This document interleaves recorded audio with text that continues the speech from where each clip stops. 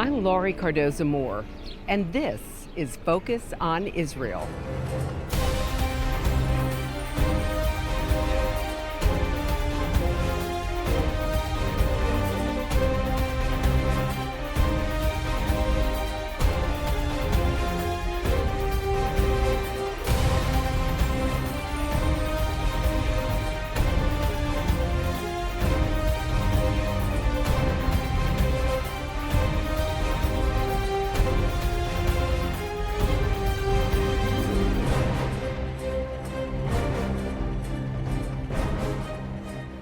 On October 28th of 1965, Pope Paul VI promulgated the first document in Catholic history to focus on the relationship that Catholics have with Jews. The resulting declaration, called Nostra Aetate, would look to erase over 1,000 years of hate and forever change the Catholic Church. But has it helped stem worldwide anti-Semitism?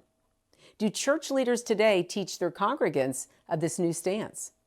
In January of 2015, several leaders and experts gathered at the UN to discuss the passing and implementation of this historic document.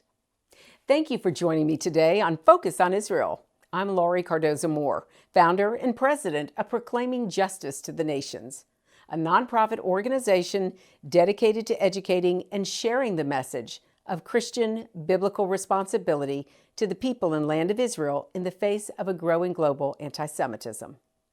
PJTN was birthed to stop the silence and alert Christians and all people of conscience to the reality of a world set on destroying Israel and the Jewish people.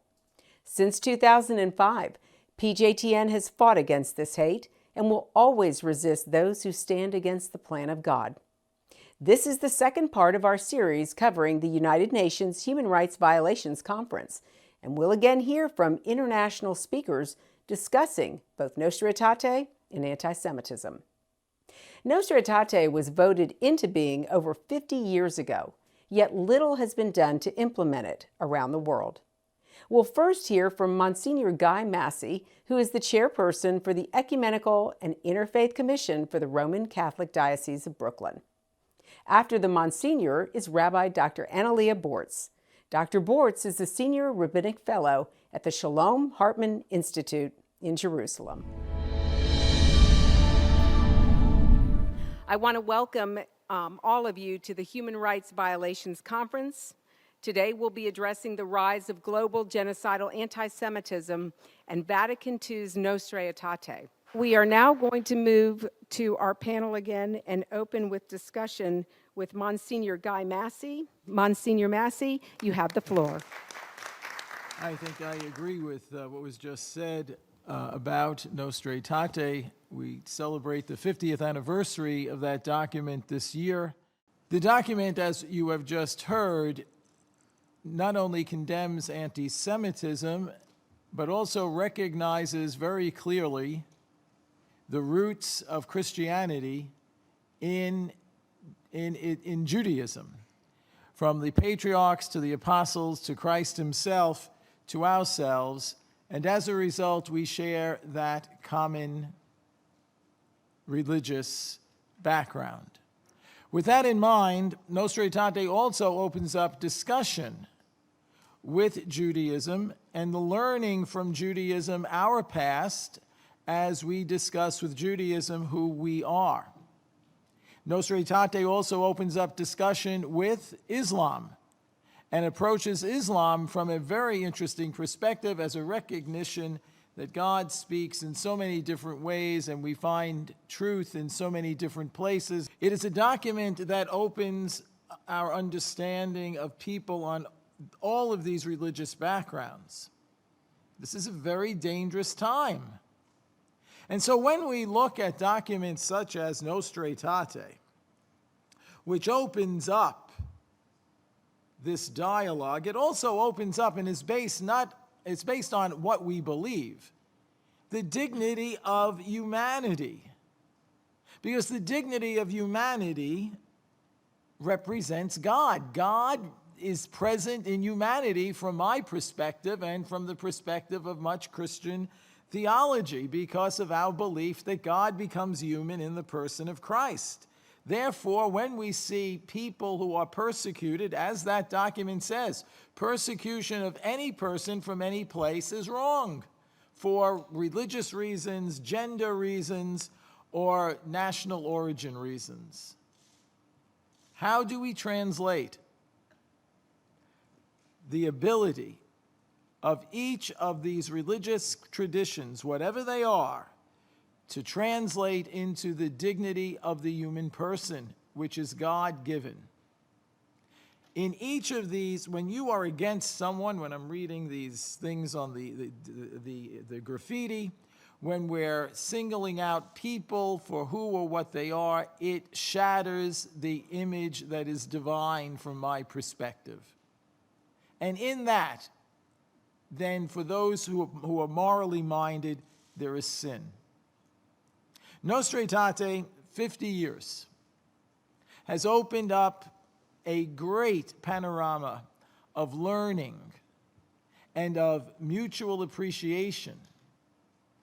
However, fundamentalism, wherever it is, in any of these communities, is a problem.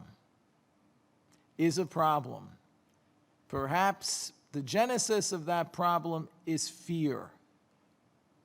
How then do we not only condemn anti-Semitism and these persecutions, but how do we educate people who are of the thinking that this is a dangerous time for them? In our generation, in our time of Google, of internet, of technology that puts us in touch with the world in an instant, we are still facing the primitive behavior of hatred because of national, religious, or ethnic background. There's something profoundly sinful in that. Our next panelist, I would like to introduce you to Rabbi Dr. Analia Bortz. Please welcome Rabbi Bortz.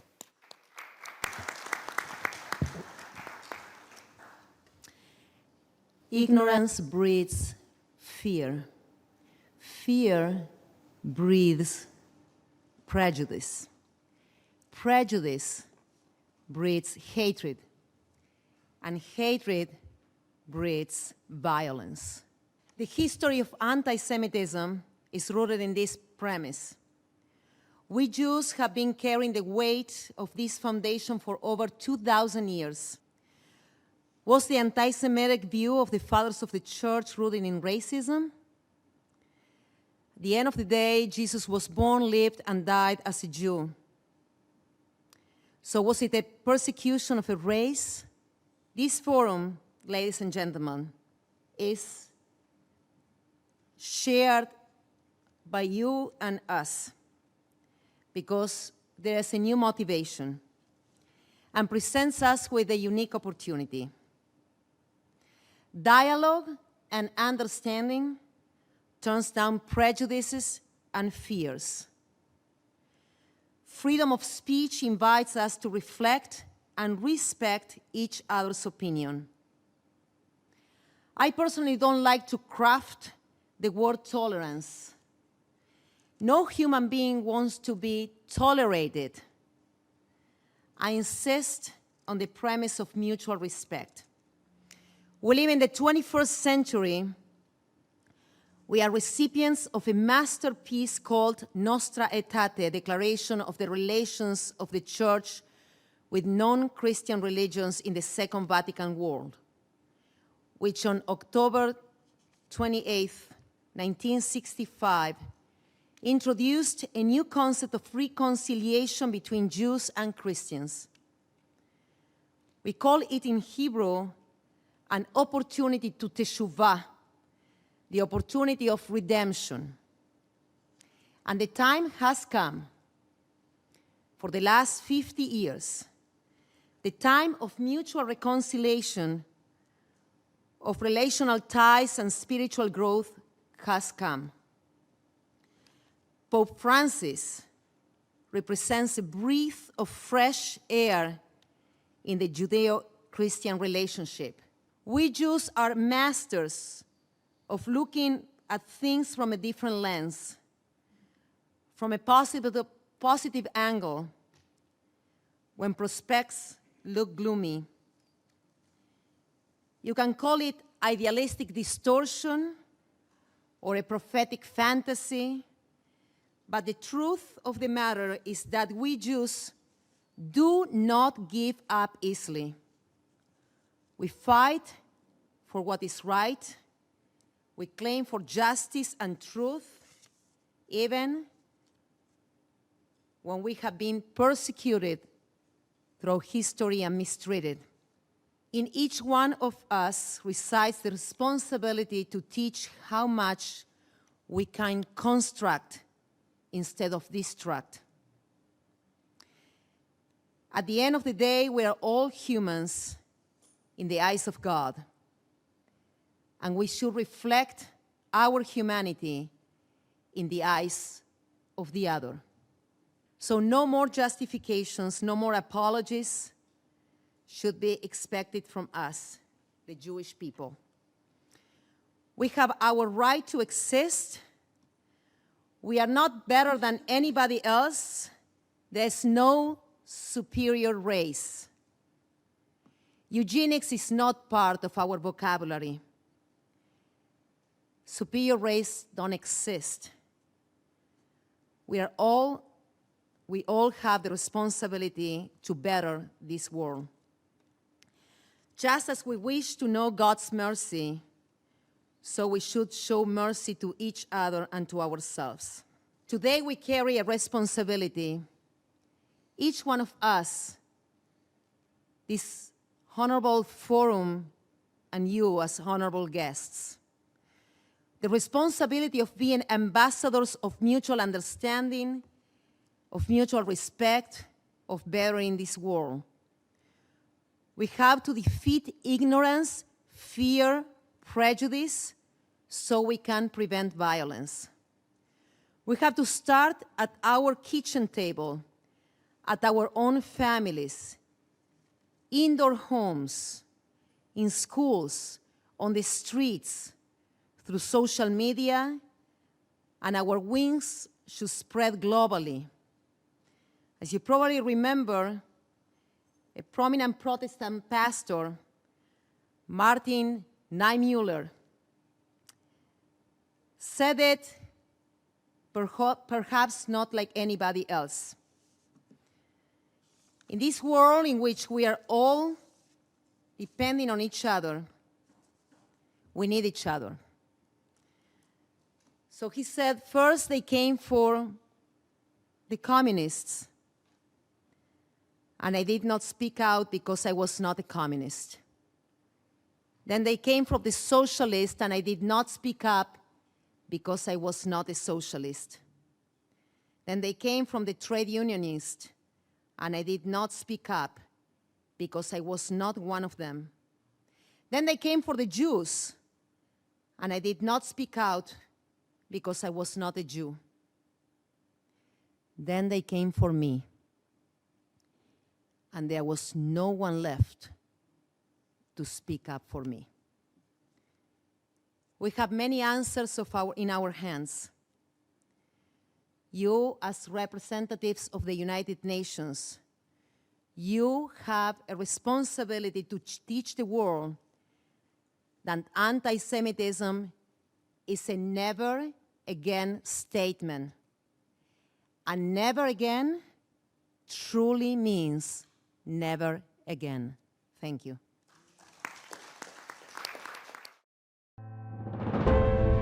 I want to take you to Israel in pictures and film. I want you to see how God's sovereign hand can be seen before our eyes right here in this land. That's why PJTN is offering a special anniversary package that includes a captivating new book and award-winning DVD. Israel Rising is a unique visual story of Israel's miraculous journey from unforgiving desert to thriving nation. Thousands of years ago, the prophet Ezekiel foretold a future time in which the arid land of Israel would come alive for its people. Now, this breathtaking book documents the fulfillment of this vision, as rarely seen photographs from the 1880s to the 1940s are juxtaposed with recent photos of the same locations. This book will inspire and captivate you as it illuminates Israel's foretold awakening in a new and unforgettable way. In addition, you'll receive the award-winning documentary, Israel Indivisible: The Case for the Ancient Homeland. This inspiring film examines the many political twists and turns that make Israel the world's most controversial nation. From Abraham and the Promise to the issues facing the Jewish state today, the film examines the historical, archaeological, legal, and biblical foundations for the modern state of Israel. This is a limited time offer for these two remarkable resources for just a one-time gift of $70 today. Your generous donation will help ensure that PJTN stays on the front lines and in the headlines of all the important issues facing Israel and our Jewish brethren. So please go to pjtn.org today. From studying history, it's very clear that what starts with the Jews never ends only with the Jews. We must strongly stand against any anti-Semitic trends, for if not stopped, they'll cause harm to all of us, and we'll witness the downfall of our Judeo-Christian Western culture. Today, many people say there's no longer a need for a Jewish state, that Jews around the world no longer need a place of refuge. But anyone who has heard recent statistics about the worldwide rise in anti-Semitism would never make such a claim. The reality is that neo-Nazi groups and Nazi sympathizers are increasing around the world.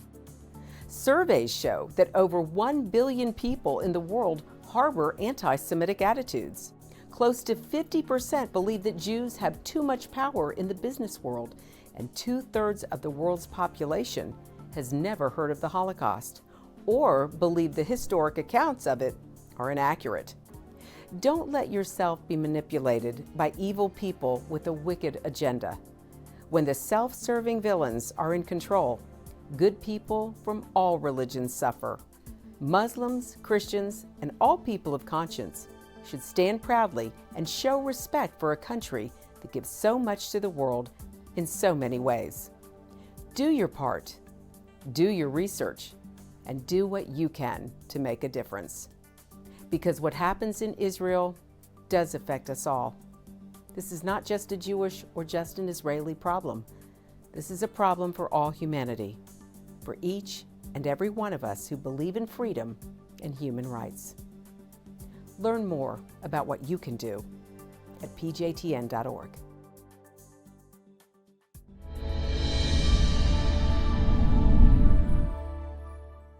Our final segment covering this UN conference features Dr. Alex Grobman. Dr. Grobman is a historian with a master's and PhD in contemporary Jewish history from the Hebrew University in Jerusalem. He established the first Holocaust Center in the U.S. and served as its director. He is currently working on a book about the media bias against Israel. Since the 3rd century BCE, when the Hellenists first advanced the case against the Jewish people, an underlying animosity toward Jews has stayed basically constant, no matter what the grievance. Pagans dislike Jews for being aloof, for refusing to worship their gods, for their practice of marital exclusivity, dietary restrictions, and missionizing. Christians accuse them of killing Jesus. Enlightenment theorists condemn them for Christianity. Populists who supported the right of the people to fight against the privileged elite blame them for modernity. And Islamists depicted and continue to depict them as being in the vanguard of Western ideas and values. During the medieval period, Jews were blamed for causing the Black Death by poisoning Europe's wells. They were accused of engaging in black magic, witchcraft, profanation of the name of the host, of scheming to destroy Christendom, and of committing ritual murder in order to obtain the blood of non-Jews for the use in religious rituals. This latter accusation became so common that it earned a name of its own, the blood libel. In the 19th century, blood libels reached, quote, academic proportions and occasionally led to outbreaks of violence throughout Europe. They continued to endure primarily in the backward areas of Eastern Europe and the Russian Empire, and the Russian government exploited this myth to incite pogroms, but the accusations eventually lost their potency, especially in secular urban areas. In rural regions, the legend persisted through the encouragement of the Catholic Church, whose local priests continued to attest to their veracity throughout the 19th century and well into the 20th century. A secret manuscript was fabricated between 1898 and 1903 by Russian anti-Semites working in Paris for the Tsarist secret police, who were instructed to identify the Jews as the source of an insidious plot to oust the Russian monarchy. The manuscript they produced became known as the Protocols of the Elders of Zion. Hitler used the protocols to explain his theory of how Marxism had created a weapon by which international Jewish financiers could manipulate the world. Henry Ford used the International Jewish Series in the Dearborn Independent to reach millions of Americans, especially from those in rural areas who knew little of Jews except through rumor or religious studies, and were exposed to the protocol's myths about a worldwide Jewish conspiracy. The idea of Jewish 9/11 conspiracies and other theories about Jewish attempts to control the world have generated an entire cottage industry of books, pamphlets, videotapes, websites, and, quote, expert speakers on this subject. The protocols have been exposed by historians, journalists, politicians, police, and religious leaders. Yet the protocols continue to be published in practically every language in hundreds of editions, in hundreds of millions of copies, and in very compelling videos on the internet. The potential damage and danger of the protocols in shaping public opinion should not ever be underestimated. When Jews are portrayed as manipulators who seek power over other people's lives, they come to be perceived as a dire threat. It is therefore particularly disconcerting that this false and harmful perception of Jews is embraced even today by leaders of the Arab Muslim world, where the protocols are published in vast quantities and cited in the writings of mainstream academics, not the crazies, in mainstream academics in London, Paris, Berlin, Barcelona, Caracas, and other Western cities today. As we heard, protesters carry signs with anti-Jewish slogans. Hitler was right. Be prepared for the real Holocaust.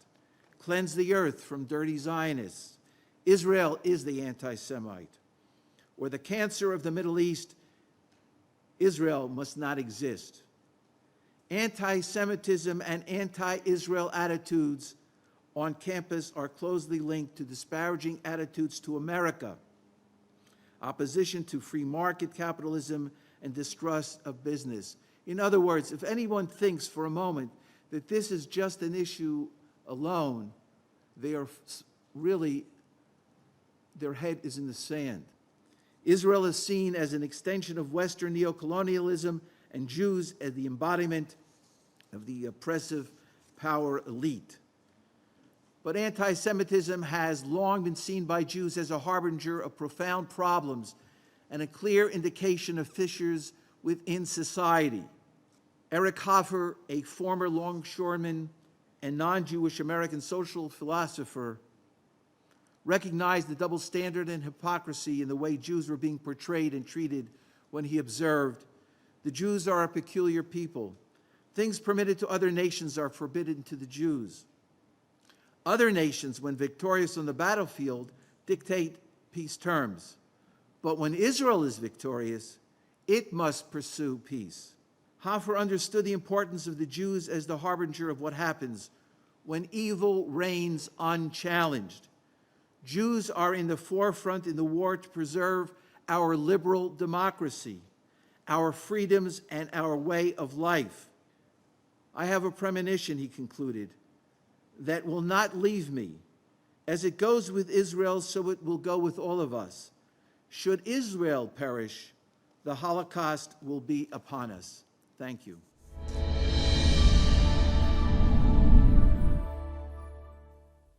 If you'd like to learn more about Nostra Aetate, please visit our website at pjtn.org and order our special Focus on Israel program about the making of this historic document. The more you know, the better you will be armed with the truth. As with Queen Esther, from the book of Esther in the Bible, each of you has been brought into this world for such a time as this. We are seeing signs now that were predicted in the Bible thousands of years ago. The question remains, how will you answer God when asked what you did to help Abraham's seed? Armed with the truth, we each have our own area of influence and power. Each of us can do something at home and in our communities to establish God's justice in the world. Take a stand now. Here are some suggestions of things that each of us can do. Write to news agencies and lawmakers when they express anti-Semitism. Be a leader in your community and in your church. One person can make a difference. Be brave. Lovingly speak up in conversations with your friends and acquaintances. Stand up for God and the Jewish people in everyday discussions. Get involved with and support pro-Israel organizations such as PJTN. Call your senators, congressmen. Let your elected leaders hear from you. Visit our website to learn more. Sign up to receive free action alerts and order our films to share with family and friends. Please encourage everyone you know to tune in and become informed. If you're interested in starting a local PJTN chapter to combat anti-Semitism in your community, please contact us at info@pjtn.org. God bless you, and thank you for all you do on behalf of our Jewish brethren and all Israel. We'll see you next time on Focus on Israel.